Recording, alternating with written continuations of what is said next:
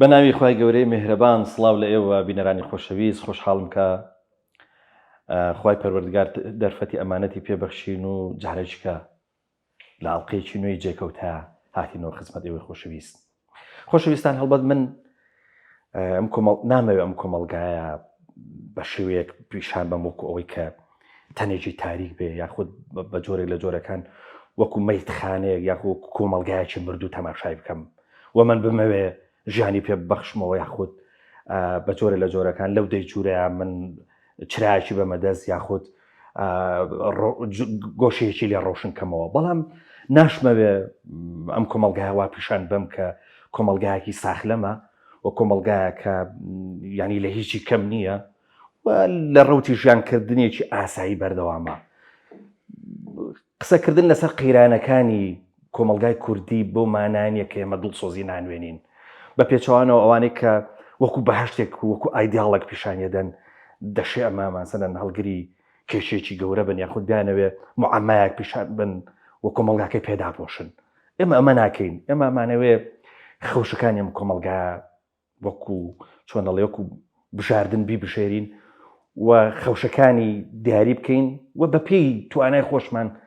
قسە لەسەر خەوشەکانی بکەین و چارەسەر بە خۆشەکانیشی دابنین. لەبەرەوە کە ینی هەر وەختێکەوە جۆتان لە ئێمە بێ ئێمە ئەمانەوێ با بڵێم گاردەیەک بێنین ئەندازەیەک لە سەرەتا نێرێنی تەماشای بکەین بۆ ئەوەیە کە لە درێژەی بەرنامەکە باس لە چارەسەرەکەشی بکەین.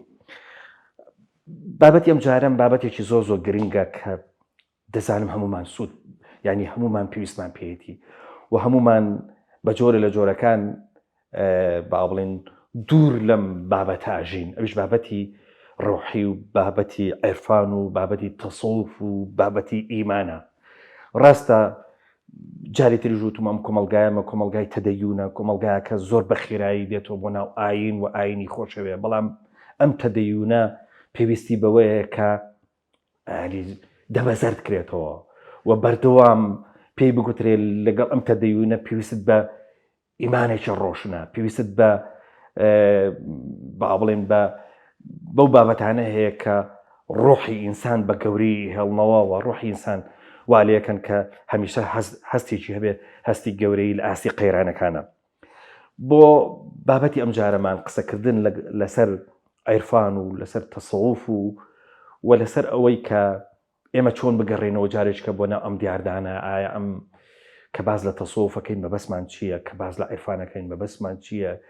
کە باز لە ئیمانەکەین دیسان مەبەسمان چ جۆرە ئیمانێکە. ئێمە ئەمانەوە ڕاستەکی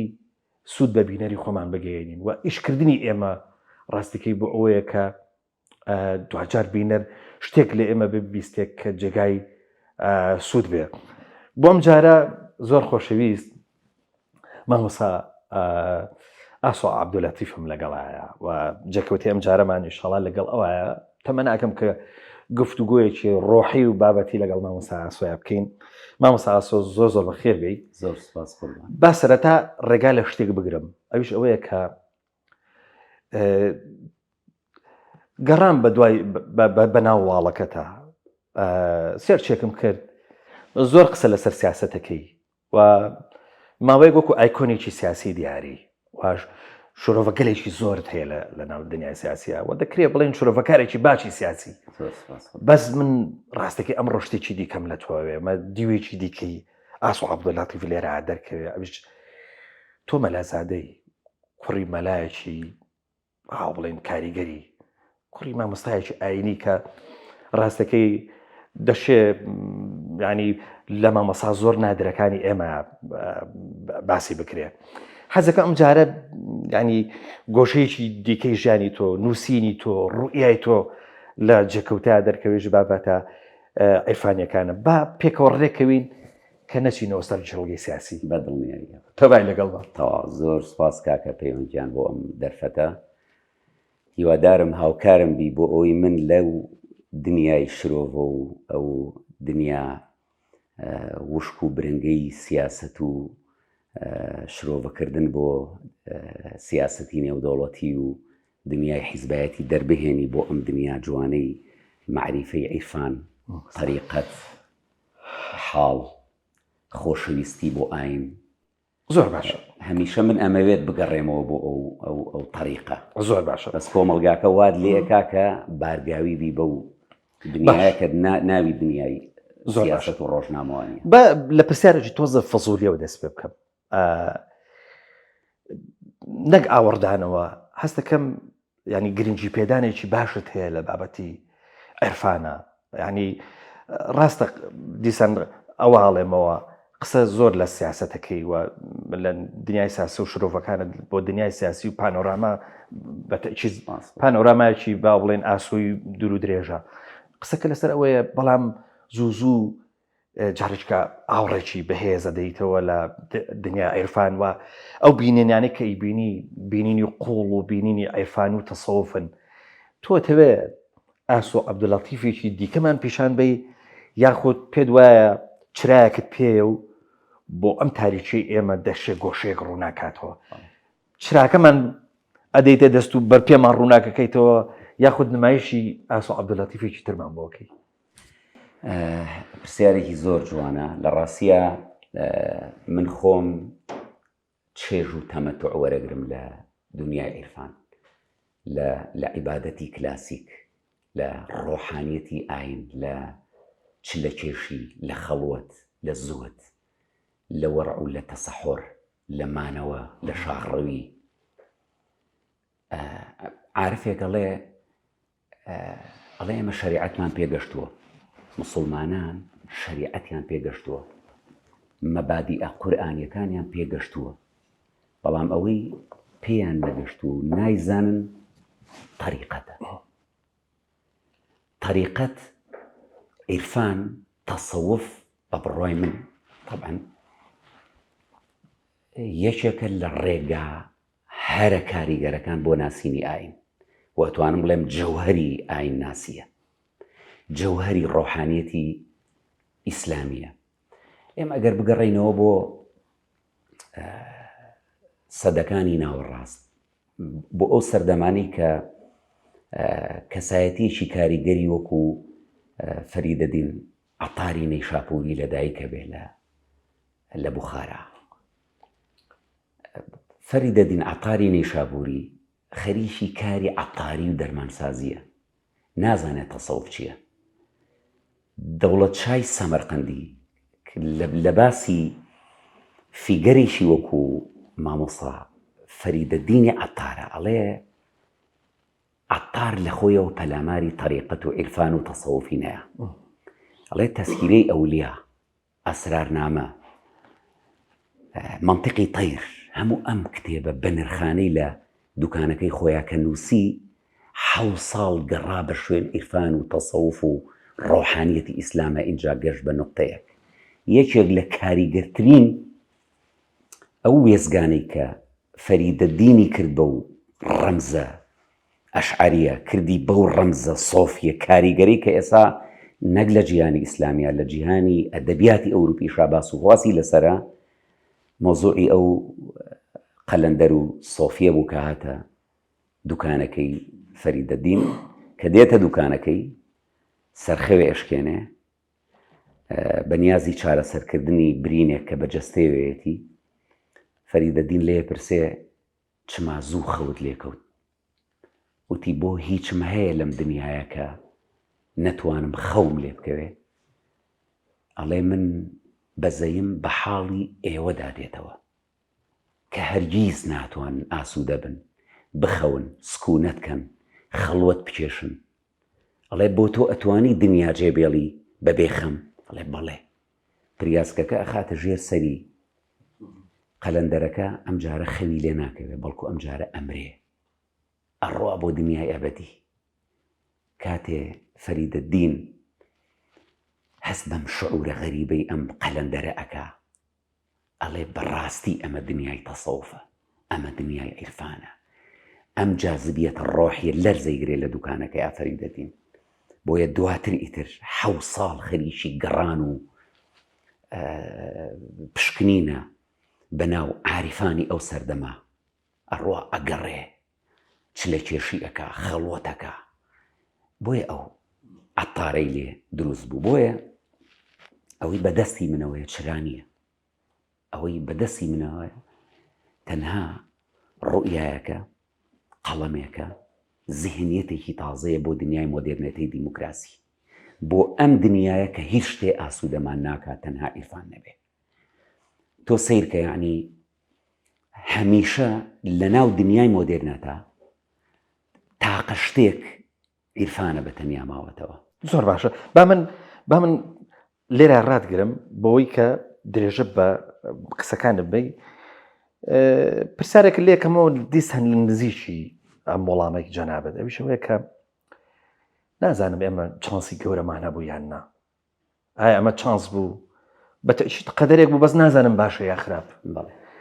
ئێمە خەریکا بین بە ئینسانێکی دوولێت پێیەکمان لە ناو کلاسیکە پێیەکمان لە ناو مۆدێرنایە سەرگردانێکی گەورە تووشی ئەم کۆمەلگا بووە.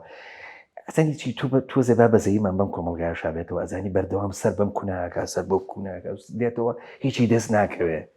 ئێستا سیرەکەی هەست بە هەستەکەی کەم کۆمەلگایە کۆڵەش قورسی بەسەر شانەوەیە وە بۆ مەوایەکە گەڕێ بحەوێتەوە تایە باشە.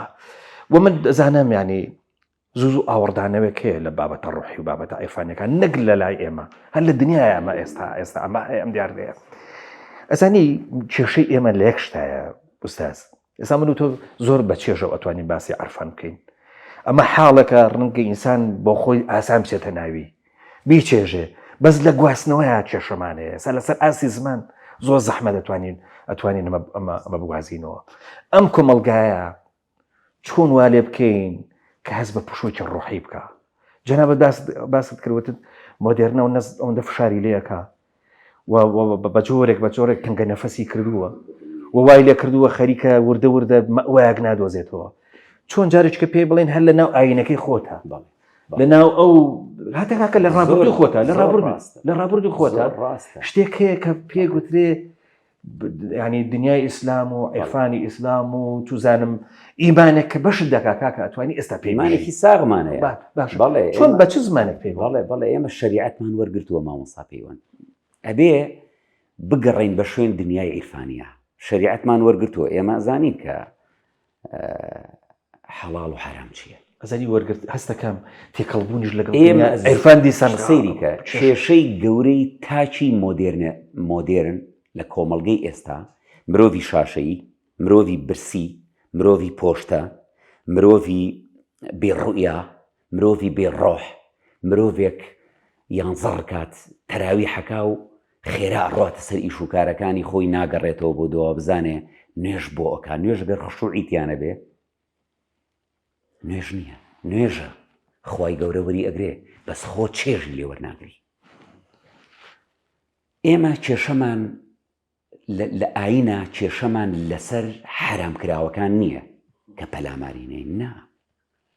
کێشەمان لەسەر حەڵاڵەکانە. چۆن زوهد مرۆڤی موسڵمانە بێ زوهدی ئەبێ وەرعی هەبێ لە بازاڕە گوڵە بەڕۆژە نەخوا،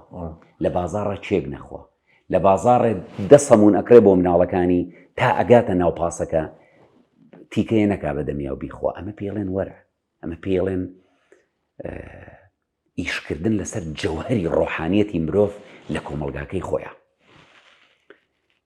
لیدەری مرۆڤ، سەرکردایەتی مرۆڤ خۆی گەورە کە مرۆڤی کردووە بە جێنشین لەسەر زەوی. بۆچی خۆی گەورە ئێمەی کردو بە جێنشین سەرکردە؟ بۆ ئەوەی وەرعمانە بێ، بۆ ئەوەی تەقوامانە بێ، بۆ ئەوەی بتوانین لە کۆمەڵگاکەی خۆمانە مرشید بین، ڕائید بین، ڕێنیشان دەربین، پەیامبەر بین. ئەها حەزرەتی فاتیمە ڕەزا و ڕەحمەتی خوای لێ بۆتی دەرگاکەم کردەوە، گۆشتم خست بوویە سەر ئاگر، پێغەمبەر صلی الله علیه و سەلەم هات وتی پەردەکەی لایە، وتی ئەوە خواردنی پێغەمبەران نییە. وتی هەستم کرد ئەو ڕۆژە یەکێکە لەو ڕۆژانەی لە زۆرترین وەرع و زوهدی خۆیەتی پێغەمبەری خوا درود و سڵاوی خۆی لەسەر. ڕەسوول بۆچی ڕەسوولە؟ بۆ ئەوەی بە ئێمە بڵێ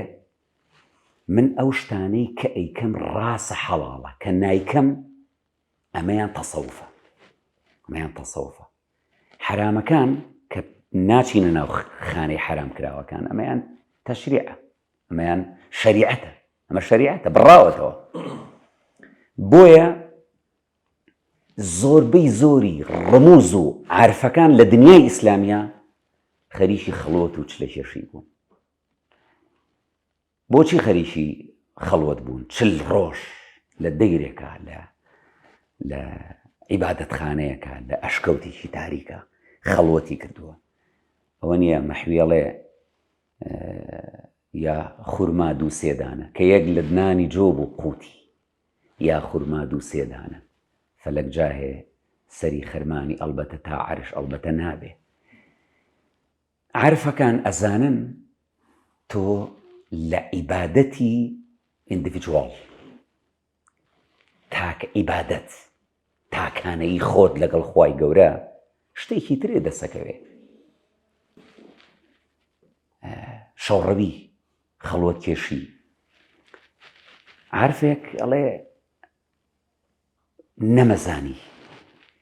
تەماحی دنیای چییە؟ سەقفی تەموحاتی من بەرز بوو، سەرباری ئەو هەموو چلە کێشیە، ئەو خەڵوەت کێشیە، ئەو تەسەحوڕ و ئەو هەستان لە خەو و شەو نوێژ و خەڵوەتە، ئەو گرێیەی دنیام بۆ حەل نەبوو، گرێی تەماح، گرێی غەریزە، گرێی پەلاماردانی ئەو شتەی کە مرۆڤ بە فەتارەتایە لە دنیا. وتی بەیانیەکی زوو بەرەو کەورگەکەم ڕۆشتم، پشتی گوندەکەمان وتی بۆی بزانم تەماح چییە؟ وتی ئەمڕۆ ئیتر ئەبێ بزانم بەڕاستی بۆچی من لە ناو ئەم وەسوسە و خەیاڵات و ڕاڕاییە داگیر کراوم. وتی سەگێک ئەوەڕی، هەر لە دوورەوە سەگێک گۆڕی زانیم ئیتر دێت. وتی منیش وتم خوایە ئەم سەگەی ئەوەڕێ ئەگەر برسیە، خوایە جەستەی لاواز و شەکەتی من بکەی بە ژەمێکی ئەو سەگە و بۆ ئەوەی تێر بێ و من کۆتایی بەم وەسوسەیەم بێت. و ئەگەر سەگەکە برسی نییە و تەماحی هەیە وەکو من، تەماحی هەیە وەکو مرۆڤ، وەکو تاچی ئەم سەردەمە، ژەهرەکەی ناوی زیادکەی، تەنها وتی ژەهرەکەی ناوی زیادکەی. عارفەکە ئەڵێ لام کردەوە، سەگەکە لە وەڕین کەوت، لە بەردەمما کەوت، ئاوا ئەکەم سیرەکەم، زەردەمارێ پێوە یاوە. دەرخەری ئەوەیە کە خوای گەورە دوعاکەی سۆفیەکەی گیرا کردو کە ژەهرەکەی زیادکە، ژەهری وەڕین، ژەهری حەپەحەپ، ژەهری هەڵوەدا بۆ دنیا، ژەهری ڕوانین بۆ هەموو شتێکە تێرێ ناکە. ئەوەی یوڤال نۆح هەراری ئەڵێ خۆشبەختی سادە، ئەڵێ یوڤال نۆح هەراری ئەڵێ زۆربەی زۆری زیندانەکانی ئیتالیا و ئەمریکا لە ئێستا بڕۆن سێرچکەن ئەو خەڵکانەی تایە کە بە هیرۆین، بە دەرمان، بەو مادانە ئەیانەوێ خۆشبەختی دروستکرا و بۆ خۆیان دروستکەن، فێری قومار و فێری حەشیشە و تریاک و ئەمانە بوون، ئایانەوێ بە زۆر خۆشبەختی بۆ خۆیان دروستکەن. بۆیە گرنگە ئێمە لە عیرفانە کۆمەڵێک چەمک حەلەکەی، چارەسەری کۆمەڵێک گرێچۆرەکەی کە لە زیهنیەتی تاکی موسڵمانە بە نوێژ بۆی حەل نابێ، بە عیبادەت بۆی حەل نابێ، بە تەسەحوڕ و بەوانە بۆی حەل نابێ، بەڵام بە طەریقەتەکانی عیرفان، بە تەسەووف، کامە شەر جۆرێکە لە عیبادەت، هەر عیبادەتە، بە ڕوانین. من بۆ خۆم ئێستا لە دنیا، من لە ڕۆژهەڵاتی کوردستانە لەو دیو خەلیفەی خۆم هەیە، ئەچم دەستی ماچەکەم، خەلیفەیەکمەیە ئەڕۆم لە بەردەمیا بەس قسە ناکەم. باشە، با پرسیارێکەکەی تۆزە فەزوڵی بکەم. تۆ چوویتە ڕۆژاوای، با بڵم چوویتە دیمەشق، چوویتە سووریا، چوویتە شام، چوویتە مزگەوتی ئەمەویەکان. تەمان مزگەوتی ئەمەویەکان ئێستا وەکو مێژوو ڕەنگە تەماشا بکرێت، بەڵام تۆ بۆچی لەوێ لە کاتی سیرکردنی ئەم دار و پەردوی ئەوانە بۆ گریایت؟ ئەو تەلارسازیە، ئەو عیمرانە. تاوان من کاتێ چووم ئەو کێشمە کێش و دیالۆگ و ئارگۆمنتە هەبوو لەسەر کەسایەتی گەورەی کورد سەلاحەدینی ئەیوبی. کاتمەوەی تر من سەیری دیوارەکانی سەرکردەی سەلاحەدینی کوردم کرد، سیرەکەم دار و دیوارێکی کوردەواری سادە ویستم بڵێم یعنی دەرگا و باڵۆنێکی بێناس بەڕاستی بێناس بوو. سەلاحەدینی ئەیوبی لێرە مقۆمقۆی لەسەر و لەوێش بێناس لێرە مقۆمقۆی لەسەر بوو کە ئەمە کوردەیە عەرەبە یا تورکەیە کێشەمان بەوە نییە، بەس هەر بڕۆ سەر گڵکۆی سەلاحەدینی ئەیوبی بۆ دەرەکەی ئەمە کوردە. ئەمە یەکێکە لە سەرکردەکانی کورد هەتاکە هاتوۆتە دەرەوەی حرەمە گشتێکە لە دەرەوەی حرەمەکە شوێنیان داوەتێ. لەوەی ئیتر بەڕاستی مرۆڤی موسڵمان ئێمە کە هەڵکێشراوین لەم کەلتورە ئاینیە، لە ناو مەکتوباتی ئاینیە لەدایک بووین، چاومان هەڵێناوە بە تەجوید و نەحو سەرف و قورئان و هەموو ئەم مێژۆ جوانەی ئیسلام. وەکو خۆدوت و من لە بنەماڵەیەکی ئاینی و مەلازادە لەدایک بووم، بەڕاستی دڵم پڕ بوو بەوەی کە یعنی سەرکردە کوردەکان، مرشیدە کوردەکان، قەلەندەرە کوردەکان، سۆفیە کوردەکان ئاوا خزمەتی گەلانی جیهانی ئیسلامیان کردووە و 9 سەدەیە ئەو دیوارانە بە پێوە وەستاون و هەست بەوە ئەکەی ڕۆحێکی ئیرفانی کوردانە لەویا لە ناو شامە لە حرەمی تەنیشت حرەمی مزگەوتی ئەمەوەکان ڕاکشاوە. بۆیە هەست بە وزە زۆرە ئەەکەی، هەست بە وزە غەریبە ئەەکەی و دوایش کە ڕۆشتمە ناو حرەم یا با بڵێن حەوشەی مزگەوتی ئەمەویەکان کە ڕەمزێکی گەورەی ئیسلامە. بەڕاستی هەموو مرۆڤێکی موسڵمان بە بڕوای من چۆن ئەڕوا حەزارەتەکانی ئیسلامی بەسەرەکاتەوە لە سعودیە کە ئەرکێکی سەرشانمانە، من و تۆش عەمرەمان کردو ئیشەڵڵا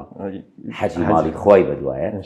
بەڵام کە ئەچیتە ئەوێ هەستێکی جیاوازتر نییە لەوێ. بۆ یەکێکە لە ڕەمز و تەقسەهرە ئاینیەکان لە کۆمەڵگەی ئیسلامیە و پیاوێکی ڕۆحانی دوات وتم هەز بەم گۆڕانکاریەکەی لە دوای ڕوحانی حافز ئەسەد و هاتنی دەسەڵاتی نوێ وتی لێرە لە ناو حرەمە من ئاگام لە هیچ شتێک نییە، نازانێت لە دەرەوە چێ گوزەرێ، خەریکی عیبادەتم لێرە. 37 ساڵە وتی من ناوچاوم ئەبینی، ناوچاوم جگە لەم حەوشەیە دەرەوەی نەبینیوە. ئەمە خڵۆتە مامەسا پەیوەند، ئەمە عیرفانە، ئەمە شۆڕبوونەوەیە بە ناو دەقە ئاینیەکانە، ئەمە تێگەشتنە لە جەوهەری ئاین، تێگەشتنە لە ڕۆحی ئاین. ئەمە حەزەکەی باوەشی پیاکەی ئەم پیاوە لە تەنیشتیابی. ئەها زۆر جارە ڕۆیتە لادەیەک هەستەکەی مامەسا پەیوەند، من بەرنامەکانی ژەناتم بینیوە باوەشەکەی بەو پیاوانە کە شوانن بینیومە، یعنی هەستێک زۆر جوان دەسی ئەگوش بۆ هەندێکیان یعنی ئەوە نییە مەولانا ئەڵێ مەجلیسی عوشاقان، هەستەکەی لە مەجلیسی عوشاق لە مەجلیسی پیاوە گەورەکانە دانیشتووی، حەزەکەی باوەشی پیا بکەی. ئەوە نیە تۆ بە خەیاڵ ئێمە جاری وایە بیهێنە پێش چاوی خۆت حەزرەتی ئەبوو بەکر و عومەر و ئەمانە لە بەردەم تابێت تۆ چی ئەەکەی، هەست بە هەیەجانێکی گەورە ئەەکەی. بۆیە ئەم وزەیە ئەبێ بەردەوام عیرفان ئەم وزەیە بەرهەمێنێتەوە بۆ تۆ، بە بەردەوامی عیرفان خەریکی بەرهێمێنانەوەی وزەی زۆر باشە بۆ مرۆڤی موسڵمان. باش بەمەسا ئاسۆ باسی شتێکی دیکە بکەین. ئەزانی وەختی ئینسان لە ناو مزگەوتە گوێ لە مەوعیزەی مامۆستایەگەگرێ، وەختێک توزانم دەروێشە و ئەوە تا لە تەکێیەکە لە حاڵی خۆی بەس سەبەت لەو لەحزەیە ڕەنگە ینی بە تەواویمانە چێژێکی گەورە ینی بکە لە بابەتە ئیمانیەکان. ینی تۆ سیرکە ئەگەر ئەو کەسێک لە دوای مەوعیزەکە لە مزگەوت دێتە دەرەوە وەختێک سوالکەرێکە بینێ ڕەنگە مناعەتی نەبێ ولی جیرفانی بیبەخشێ، لەبەرەوەی حاڵەتێکی زۆر خۆشی هەیە و ڕەنگە ئەوەی کە لە تەکیە گێتە دەرەوە زۆر سەرحاڵ و زۆر هێن بێیانی زۆر با بڵێ بەدڵێکی خۆشەوە بێتە دەرەوە. بەڵام ئەزانی کە دێتە دەرەوە بەش ناکە کۆمەلگاکە با بڵێن ینی کە وەختێک بەر کۆمەلگاکەیەکەوێتەوە دیسانەی خاتەوە سەر ئەم مەوزوعی دنیاویستی و ئەلەم بابەتانەیە. یعنی ئێمە چۆن بوا بکەین ینی ئەم بابەتە ڕوحیانە لەگەڵمان نابێنە سەر شەقام بێتە بازاڕ بێتە ماڵەوە تەسویقی بۆ ئەوەنە ینی ناکرێ من مسلمانێکی باش بم لە مزگەوت بێمە دەرەوە بەڵام کە گەشتمە ماڵەوە تووڕە بم ڕق بم کە وەختێک کە مەسەلەن بۆن منە ئەچمە بازار چوزانم ئەگەر دروست بێت دەستی خەڵک ببڕم مامۆستا تەماحکاری زۆر ئەمە یعنی سەدان و هەزاران کەناڵ هەیە بۆ لێدان لەم ئیرفانە بۆ لێدان لەم ئیسلامە کوردیە کتۆکەیتە دەربیل فعل بەر کۆمەڵی شتەکەوی ناچاری بەڵام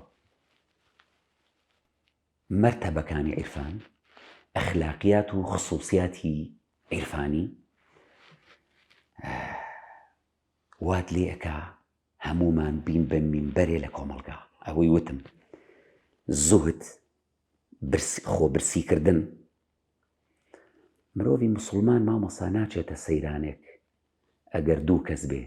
بەشی دە کەس خواردن بەرێ ئەبێ بەشی یەک کەس خواردن بەری بۆ سەیرانەکەت بۆ گەشتەکەت کە پێغەمبەری خوا درودی خوای لەسەرە فەرمێ خواردنی کەسێکی مسلمان بەشی دوو کەسەکە ئەی خواردنی دە کەسشی لێ ئەگەر تۆ دوو کەس بی ئەمێنێتەوە فڕێیت ئەمە لێدان لە جەوهری ئیسلامەتی و عیرفان لەو ڕۆحە لەو ئەخلاقە بە ئەخلاقی خۆمان ئەتوانین ئەم کۆمەڵگایە جوانکەین گرنگترین شت بۆ بەرگرتن لەو وەحشی گەرێتیە بۆ بەرگرتن لەو پیسخۆریەی مۆدێرنێتی دیموکراسی یا با بڵێن مۆدێرنێتی سەرمایەداری گەورەترین هەنگاو ئەو جۆرە ئەخلاقەیە بەرخوردە لێدانە لەو بەرخۆریە لێدانە لەو پیسخۆریە لێدانە لە هەستی براندیم کەواتە یەکەم هەنگاوە بە زوهد دەست پێ بە زوهد بە نەخواردن بە تەعاتوف لەگەڵ خێزانە مسلمانە هەژار نشینەکانە بە قەناعەت بە سکوونەت بە ژیان لەگەڵ خەڵکە ژیان لەگەڵ خەڵکی سادە بەوە نییە مامۆسا من بە سەیارەیەکی فاخیرەوە بێن بۆ نوێژی جومعە و کوڕەکەشم بە سەیارەیەکی تر بێ بۆ هەمان مزگەوت ئەمە وەرع نییە ئەمە تەقوا نییە ئەمە زوهد نییە بە پێ بڕۆ تاقی کەرەوە الأجر على قدر مەشەقەت تاقیکەنەوە ئێمەی مسلمان فێری مەشەقەت نەبووین مامۆسا پەیوەند ئێمەی مسلمان هەوڵ ناین لە مەشەقەتە عیرفان و ڕۆحانیەت و ئاین پەروەری بدۆزینەوە حەزەکەین لە مزگەوتێکی پڕ لە سورەیا و فەخفەخە و فەرشی جوانە ئێمە ئیسلامەتی بکەین نەخێر مزگەوتەکان تێپەڕێن بڕۆنە دەیر و خەڵوەتگا و گوندەکان ئەوە نییە کاک ئەحمەدی شێخ لە مەکتوباتە باز لە تەسەوفی گوندیەکە لەگەڵ تەسەوفی شاری تەسەوفی شاریەکان چێن شاعیرەکانی وەکو نالی و مەحی و سالم و بێخود و ئەمانە متەسەوفەکانی شارن ئەی تەسەوفەکانی گوند چێن تەسەوفەکان شێخانی تەریقەتن شێخانی بیارەیە شێخانی بەرزنجەیە شێخ اسماعیلی ولیانیە خەلیفەکانن سۆفیەکانن مرشیدەکانی دنیای ئێمن ئەبێ بڕۆین ئەو عیرفانەی کە لە گوندەکانە هەیە زیندوی کەینەوە بۆ ئەوەی ڕۆحی ئیسلامەتیمان بەرەو پێ زۆر باشە خەسڵەتێکی دیکەی دینداری ئێمە ئەوەنەی تەمەنا لەخوا ئەکا بۆ ئیستیجابە واتە با بڵین کرۆشی دینداریەکەی ئێنێتەوە بۆ ئیستیجابەیەک بۆ دوعایەک بۆ تەمەنایەک کە خوا بە خێرایی وەڵامی باتەوە نەک بۆ ئیستیقامە هەڵبەت ئیستیجابە من ئەزانم ینی بە ڕەهایی ناڵم بەس ئیستیجابە زۆرترین بۆ بەدیهێنانی شتە دنیایەکانە خۆیان فڵانم بۆ بکە خۆیان فڵانم بۆ بکە ئەوم لێ دوورخەرەوە چوزانم تەمەنم درێژکە بەڵام ئیستیقامە قسەیە لەسەر ئەوەی کە ئینسان لە ناو سەبرە لە ناو مەشەقەتە ببێ ئەهلی سەبر وە کۆتایەکەی بیر لە پاداشتەکەی قیامەت بکاتەوە واتە ڕووی لە قیامەت بێ نەک ڕووی لە دنیا بۆ چووری تۆ ئەم دەستەواژانە چۆن شوێنەکانیانە گۆڕێیانی ئەوەنەی کە مسلمانێتی ئێمە ئەوەندە ڕووگەکەی بریتی نەبێت لە ئیستیجابە بیر لە ئیستیقامەش بکاتەوە بەڵێ زۆر موهیمە سوفیانی سەوری ئەڵێ تەنها ڕوانینێکی خراپم بۆ موسڵمانێک کە بوو شەونێژی ئەکردوتم ڕەنگە ئەمە ڕیابێ ئەڵێ زیاتر لە 40 شەو نەمەتوانی شۆ نوێشکەم خی گەورە ڕێگەی نەیە شۆ نوێشکەم مامۆسا سعدی شیرازی ژەڵێ مناڵ بووم جا بۆی بچینە ناو ئەو کرۆکی ئەو پرسە جەوهەریە ئەوە تەواوە مۆزۆی نزا پاڕانەوە نزا بۆ ئەم دنیا نیە پاڕانەوە بۆ ئەم دنیا نیە سعدی شیرازی ئەڵێ زۆر مناڵ بووم باوکم وتی وەرە لەگەڵما ئەگەر حەزی لە چ لە کێشی و خەڵۆت و مانەوە هەیە وتی ڕۆشتین بەلای ڕەزێکە وتی هەموو خەوتە بوون وتی منیش وتم باوکە ئێمە ئەچین بۆ چ لە کێشی و خەڵۆت ئەوانش خەوتون بۆ نایەنۆکو ئێمە ئەم دینداریە بکەن تا ئەوانیش پاداشتێکیان لە قیامەتە دەستکەوێت وتی باوکم فەرمووی خۆزگە تۆشە خەوتی بۆی گوێم لەو زەمەد نەبووە ئەوانە کرێکارن ماندوون لە ڕەز و باخائیشەکەن تۆ نازانی ماڵ و مناڵیان چاوەڕوانی ڕستێکە ئێوارە بیبەنەوە بۆ ماڵ و مناڵیان مرۆڤ نابێ بەرامبەر برای خۆی بەو جۆرە سەیریکە لەبەرەوە تۆ هەمیشە بۆ ئەوەی مرۆڤێکی ڕاست و ساڵح بی پێویستە مامۆستا پەیوەند لە پێشە ئیش لەسەر جەوهەری خۆمان بکەین خۆمان ڕێکەینەوە باشە نەزەری خراپ بە خەڵ نەبێ بە براکانمان بەو خەڵکانی کە عیبادەتەکەن یعنی حتا من لەگەڵ ئەو جۆرە ئارگۆمنت و دیبەیتانەشانیم کە لێر و لەوێ ئەکرێت لە نێوان موسڵمانانە وەکو دوو تەنی ڕق کە لەسەر یەک مەزابن لەسەر یەک طریقەتن لەسەر یەک ئاینن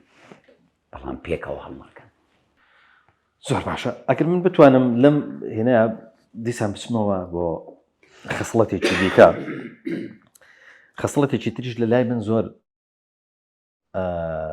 جێگای سەرنجە بە بڵێن گەڕانەوەیکی خێرا بۆ دینداری هەیە هەنی ئێمە هیچمان گلەیمان لە دینداری کۆمەڵگاکەمان نییە ماشەڵڵا پانۆراما خاڵ هەمووی ڕوویکردەوەتە قیبلە بەس مامۆستا مەحرەمانە یڵێم هەست بە پچڕانێکی نیوان ئاسمانەکەیت ئاسمان و زەوی یاخود ئەگەر دروست بێ هەستەکەی ئەو پەیوەندیە بەهێز و نزیکە لەگەڵ خوددایە نییە کاڵێم پەیوەندە نزیکەکە چونکە ئەزانی ئەگەر پەیوەندێکی نزیک و با بڵێن عێرفانی هەبێ ئینسان لە دووشت ناترسێ یەکێکیان ڕزقە یەکیان ئەجەلە ئەزانی دیاردەیەکی زۆر گەورە هەیە لە ینی دەکرێت خەسڵەتی سەرەکی ئەم کۆمەڵگایانێ بە پێی بناسێتەوە هەڵپەیەکی زۆر هەیە بۆ دنیا بۆ ڕزق دیسان ترسێکی گەورە لە مردنەیە لە مەرگ تۆ ئەگەر ئەم نزیکەت هەبێت لەگەڵ خوای پەروەردگارە ئەزانی ئەم دووشتە هەردووکی پەیوەندی بەخوای گەورەوە هەیە وانە نەڕسق و نە ئەجەل خۆی ئینسان بەدەست خۆی نیە بەدەست خۆی پەروەردگارە جا قسەکەمان لەسەر ئەوەیە مرۆڤی ئێستا لە ڕسق و لە ئەجەلی ئەترسێ چۆن پێی بڵێن کاکە تۆ عارفانە بژی عارفێک کە شکۆڵێکی پێیە ڕەنگە نانێکی وشک و مەسەلەن ئاوێکی پێوێ بەڵام تۆ بەڵام تۆ کە هەر ماڵێکی ئێمە بیگری ئێستا بەقەدەر 50 ماڵە سەحابی و کاتی خۆی هەیە باشە چۆن پێی بڵێن تۆ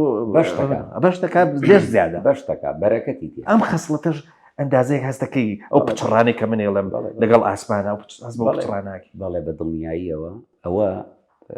یەکەم کە دێنە دەرەوە لە ماڵ تەوەککولمان ضعیف بووە بەرامبەر بەخوای گەورە تەوەککول زۆر مهمە تۆ یعنی بڕاوەتەوە ڕزق لە دنیا بڕاوەتەوە بۆ مرۆڤ بەڵام هەندێک پارە هەیە ڕزق نییە هەندێک عەیش و نۆش کە خوای گەورە ئەییا بە مرۆڤایەتی ڕزق نییە جەوهەری ڕزق بەرەکەتەکەیە ئەوە نییە ئیمامی ئەحمەد دەڵێ بازرگانەکە هاتە لام وتی قوفڵ دراوە لە ڕزقەکەم وتی نازانم قوفڵە چییە وتی منێک جۆئی بەچەند وتی 3 درهم وتی بیکە بە 2 وتی برنجەیە بە چەند؟ وتی 6 درهم. وتی بیکە بە 5. وتی گەنمەیە بە چەند؟ وتی 4 درهم. وتی ئەویش بکە بە 3. وتی چۆن ئیمام من ڕستم قوفڵ بووە. وتی ئەزانم. ئەوە زەهیرەکەی ڕزقەکە کەمە کاتەوە. بەڵێ. وتی بڕۆ مانگێکی تر وەرە بۆلام. مانگێکی تر هاتەوە بۆلام. وتی ئەی ئیمام وتی ڕستم زۆر زیایی کرد، بەرەکەتی ماڵم زۆر زیایی کرد. وتی ئەزانی بۆ تۆ هەموو لە هەموو منێک 4-5 درهەمی ماڵە فەقیرەکانی خستووەتە ناو قوتی ماڵ و منداڵت. وتی خۆی گەورە ئەمە ئەبینێ چۆن ڕزقە سوار نابێ، چۆن ئاوا داوای ڕزق لە خواکەی. لێرەوە دێمەوە سەر ئەو مۆزۆعی پرسی نزا و پاڕانەوە لەخوا. نزا و پاڕانەوە لەخوا بۆ دڵنیاییە، بۆ تۆخکردنەوەی عیبادەتەکان و بەندایەتی و ملکەچی تۆیە بۆ خوای گەورە. ئەوە نییە سۆفیەکە ئەڵێ وتی ڕۆژێک لە مزگەوتا بووم، وتی دەرۆزەکەرێک هاو داوای چاکەتەکەی لێکردم نەمایە. وتی دوایی خەوم لێ ناکەوت. ئیتر دوایی ماوەیەک کە ئەم سۆفیە دەوڵەمەنە بێ، وتی نەزرم کرد خوا ڕێگەی ئەو فەقیرم پیشان بیتەوە بۆ ئەوەی بتوانم چاکەتێکی بۆ بکڕم. وتی هەر چاکەتی تەوز چاکەت و پەسەک و خوری و ئەوەی کە لە تووشی بزن و مەڕ و کورک دروستەکەی. وتی ئەوە هەر لەو کاتە ئەوە بووە. وتی هەر تەوزیعێ کرد بەسەر خەڵکە. وتی خەڵکیش هاتم گاڵتەیان پێ ئەکردم ئەیان و ئەی سۆفی تۆ خۆت جلەکانی پینەی پێوەیە، دڕاوە، چڵکی پێوەیە، چۆن پەسەکەی بە خەڵک؟ وتی نازانم من لە ناوە دڕاو بریناریەکەی من لێرە. وتی من کاتی خۆی فەقیرێ هاتە بەردەرگاکەم داوای یەک چاکەتی لێکردم نەمایە پەسەکێ. هەتا ئەم لەحزەیە برینەکەی بەجەستەمەوە ماوە، ڕوووەرگێڕان لە خەڵکی فەقیر. ئەمە دەلیلی ئەوەیە مرۆڤ لە کاتی دوعاخوانیا لە قاپی خوای گەورە دوعای لەرساغی بکە، دوعای ئارامی بکە، دوعای ئیستیقامە بکە کە جەنابەت باست کرد. ئیستیقامەت و قەناعەت لەو جۆرە ڕزقە گرنگترە کە دێتە ماڵەکەت و ڕزق نییە. بۆی ئەو مرۆڤانە من هەمیشە مامۆسایەکی ئاینی هەیە ناوی نابم کە ئێستەش ماوە لە ژیانە کە ئەچمە خزمەتی ئەیوو هەر پارویەک چوویتە سەر هەر ژەمێکی خواردن، چوویتە سەر هەر سفرە خوانێ، ژەمەکەت بەدڵ نەبوو چێژی لێ وەرنەگرت بزانە گرفتێک لە حرام و حەڵاڵی ڕزقەکە هەیە. هیچ خواردنێک نییە لەسەر زەویا چێژی نەما بێ. ئێمە زۆر جارەڵێن خواردنی ئێستا چێژی نەماوە و میوە خواردن چێژی نەماوە و زانی هیچیە. وازانی زۆریەکەیە مامۆسا هی بۆ فێ مەفتوحە، هی فرە چەش نییە لە خواردن، هی قەدر نەزانینی خواردنە. عارفەکان یەک جۆر خواردنیانە خوارد، یەک ڕۆژجارێ یەک لە دنانی ئەخوارد زۆر بەدەنێکی مەرتاحی یا خورما چەندانێ. بەڵێ ئەوە نیە یعنی مەحوی هەمیشە ئەگەڕێتەوە بۆ ئەو دۆخە پرسیاری سەراسی مەبوونی ئینسانەکات. مەسەرەنەوە نیاڵێ لە کێ پرسم دڵی بۆ پڕ لە خوێنی حەزرەتە یاقوت، عەزاپۆشی چییە و چێیە، جلی پیرۆزە بۆشینە، لە بینی ئەو دوو مورووە فەرق و جیاوازیەک دەرەکا، لە ئەخیری بەیتەکە دێتەوە سەر ئەو زوهد و کەمخۆریە، ئەو تەمەتوعەی لە زوهدا ئەیکەی. باش مامۆستا لەوانەیە جا زوهدی قسە نەکردنیش هەیە، ڕاستە بەتەئکید ئەوە چینە سەری بەتەئکید. بەس مامۆستا پرسیارێک هەیە ئەڵێ باشە ینی ئێمە داوا تەسەووفەکەین یا داوا عیرفانەکەین، مرۆڤ لە عیرفانە لە تەسەووفا زۆرە گەڕێتەوە بۆ لای خۆی، واتە ئەوەندەی کە مەشغوڵە بە خۆیەوە، مەشغوڵ نییە بە ئەوانی ترەوە. دەشێ مرۆڤ لە عیبادەت و لە تەسەووفی خۆی چێژێکی زۆر زۆر وەرگێ، دەشێ پەیوەندیشی لەگەڵ خۆیان باش بێ. بەڵام ئەم تەریک بوونە زۆر جار حچەنە پرسیارەکە دیسان بە جۆرە لە جۆرەکانە چێتەوە ناو سیاسەت ئەڵێ ئەگەر لە عیرفان گەڕین کۆمەلگاکەمان هەمووی ئەکا بە خەڵکێک کە گۆشەنشین و دانیشە دەسەوە ئەژنۆ و لێگەڕە دەسەڵاتیش بە کەیفی خۆی چی بکات ئەم جۆرەیە لە ڕخنش بڵێن لە عیرفانێکی خۆی تەسەوفی مۆدرن تەسەوفی تاکانەی نییە تەسەوفی فەردانیەت نییە من بەسم ئەو بوو تێکەڵی کەمەوە چکە تەسەوفی ببوورە چەند دقەیەکم ماوە با تێکەڵی کەمەوە بۆی تۆش فریا وەڵامەکە کەوی قسەیەکەیە لەوەی کە تەسەوفی کلاسیک توانای گواستنەوەی بۆ ئێستانیە بەش ناکە مرۆڤ بەم هەموو تمۆحەیەوە بەم هەموو سەرگەردانیەوە تۆ تەسەوفی عیرفان ئاشناییە تەسەوف عیبادەتی پوختی خۆتە ئێمە ئەبێ زۆر لە عیرفانە ئیشکەین مامۆستا پەیوەند ئەو عیرفانە کلاسیشی ئەتوانین تەوزیفیکەین لە دنیای مۆدێرنە بۆ ئێستا بۆچی نەتوان تەوزیفیکەم تۆ ئەتوانی تەوزیفیکەی لێرە و لەوێ شاعری زۆر باشمانەیە متەسەوفی زۆر باشمانەیە سپیکەری زۆر باشمانەیە لە مەحافیلەکانە قسە ئەکەن باسی مەرتەبەی عیرفانەکەن باسی عیشقەکەن باسی خۆشەویستی خواکەن باسی تەوبە ئەکەن باسی ئەخلاقەکەن لەکوایکەن لە کافێکانە لە ناو بازاڕە لە مزگەوتەکانە ناشنە دەرەوەی شارەکان پێشتر باسمان کرد تەسەوفی گوندی هەیە تەسەوفی شاری هەیە لە تەسەوفی شاری 100 ساڵ لەمەوە پێشە بۆچی ئێمە مەسەڵەن خانای قوبادی بەرهەمێنین مەحوی بەرهەمێنین نالی هەموو ئەم شاعیرە گەورانە بێخود باشە ئەبێ دووبارە سیاغە و فۆرمێکی تازە بینەوە بە عیرفان سوهرەوەردی زۆر بەجوانی باز لەم ئەم پرسە جەوهەریەکە سوهرەوەردی ئەڵێ بڕۆ بە شوێن ڕووناچیە لە حیکمەت الئیشراقە ئەمەندە ئیشراقی هەیە سوهرەوەردی شێخ شیهابەدینی سوهرەوەردی کە ئەچێتە حرم سەراکەی زاهیر شای ئەیوبی کوڕی سەرکردە سەلاحەدینی ئەیوبی کە شام لە ژێر دەستی کوڕەکەی ئابۆ لەو سەردەما هەر لە حەلەبیش نێشرا مامۆستا سوهرەوەردی لە حیکمەتی ئیشراقە لە باسی نورە زاهیر شا ئەڵێن بڕۆن ئەو قەلەندەرم بۆ بێنن من دەمێکە بە شوێنی ئاگەڕێم زاهیر شا وەکو سەرۆکی وڵاتی ئەو ویلایەتەوە بووە تەنها یەک کەس لە سەر و زاهیر شاوە بووە ئەویش سەلاحەدینی ئەیوبی بووە بەرپرسی مەکتوباتەکەی لە حرەم سەراکە پێڵێ بە سوهرەوەردی ئەڵێ ئەو جلانە لەبەرکە لە حەمامیش خۆت بشۆ ئەو پێڵاوانش لە پێکە دیداری سەماحەتی زاهیر شاتێ ئەڵێ ئێ من عەیامێکە خەریکی ڕووناکردنەوەی ئێرەم تۆ ئەتەوێ بۆ جلو بەرگە پیسیکەم بڕۆ بە شای بە زاهیری شاکەت بڵێ سوهرەوەردی قەلەندەر عەیامێکە کە دڵی ڕووناکردوتەوە خۆی پیس ناکە بۆ جلو بەرگێک لە حەرەم سەراکەتە کە ئەڕوات دوای زاهیر شا ئەڵێ کوا سوهرەوەردی بۆ نەتانێنە ئەڵێ وەڵا قوربان پێمان و تۆ ئەو جلانە لەبەرکاو لێ بابە بچن بیهێنن بەو جلانەوە ئەچێتە بەردەم زاهیر شا مرۆڤ ئەبێ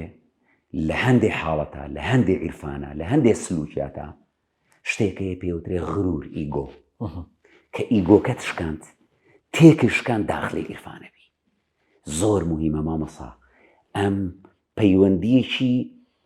بەتیم ڕۆحانی لە بینی غرور و عیبادەت هەیە بەربەستە زۆر جارە پێ سەڵام فەرمێ ئاوریشم لەبەر مەکەم بۆچی ئەڵێ لەبەری مەکەم خۆچی ئاوریش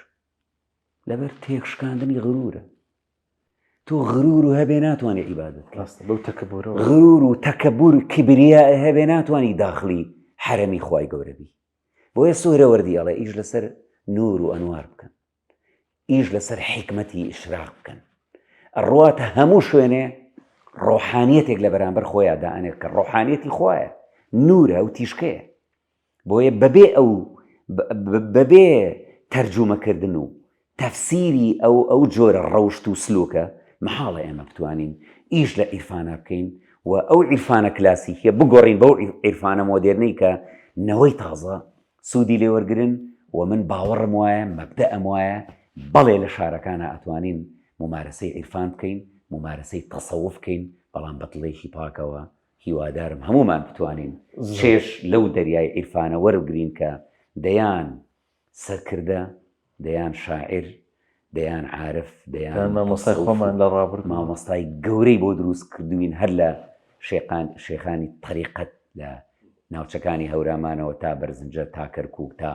بەغدا ئەگا هەموو منەوەر بوون بە دیداریان. مامۆستا گفتوگۆکە بە تەکید گفتوگویەکی خۆش بوو کاتەکەش من تەسەورم ناکرد ئەوەندە خێرا بڕوا بەڵام خۆ دەزانی کاتی ئەمە ئەوە نەیە کاتەکە کۆتایی هات من زۆر خۆشحاڵ بوو سوپاس دەکەم کە لە جێکەوتی ئەم جارە جێکەوتە و جێپەنجەت هەبوو تەمەناوەکەم کە تەمەن ئەوەندە باقی بێ بتوانین جارێکیکە ئینشەڵا بینەوە سەر ئەم بابەتە بە جۆرێکی دیکە چونکە ئەم بابەتە بابەتێکە هەروتا دەستی تێوەربەی ئیتر ئەڕوا تۆ بێ جارجارە بیرکەیتەوە گەشتومە کوێ ئێمە لە سەرەتای ڕێگاکە بە دڵنیاییەوە زۆرم پێ خۆش بوو کە لەم بەرنامەی جەنابتە بەشداریم بەخۆتمان سپاس دەکەم و دڵخۆش بووم بە دیداری ئێوە و بینەرانی بەڕێزی کەناڵی پەیام و هیوادارم وەکووتم کۆمەکم بکەی بەڕاستی هەر ئەمەوە بێمەوە ناو ئەم دنیاە و لەو دنیا وشکە بێمە دەرەوە ئەو دنیایی کە باسمان کرد ئەو نییە ناری مەزنیش دایمە ئەڵەیە ئەین شعرێکی هەیە زۆر جوانەڵێ مەوعیزەی تەزویری ئەڵێ دڵ بێنەوە سەر بەحسی گوڵ قوتی ڕۆحی بولبولی دڵ وا لە خونچەی لێوەدا دواتر ئەڵێ معجزەی حوسنت نەبێ ئەی ئافتابی بێنقاب سوبحی صادق کەی تڵوعیدا لە نوێژی شێوەدا ڕەحزەنی فیکرم پەناگاهی یەخەی بگرێ بە زۆر وەهمە کەس قابل نییە دەست بێ و لە باخی سێوەدا هیوادارم خزمەتێکمان بە جەنابت و بە بینەرانی بەڕێز کرد بێت سپاس دەکەین مامۆستا عەبدوڵەتیف زۆر سپاست دەکەین زۆر خۆشحاڵ بووین و بە تەکید ئینشاڵڵا ئەم چێژەمان گواستوە بۆ بینەرانی خۆشەویست و هیوادارم شتێکمان سەربار کرد بێ بۆ ئەو لە کۆتاییشە جارێککە سوپاس بۆ ئێوەی خۆشەویست بینەرانی ئازیز بەم شێوەیە گەشتینە ئەڵقەی ئەم جارەشمان تاکو و بێگەشتنەوەیکی دیکە هەمووتان بەخوای گەورە ئەسپێرم خواتان لەگەڵ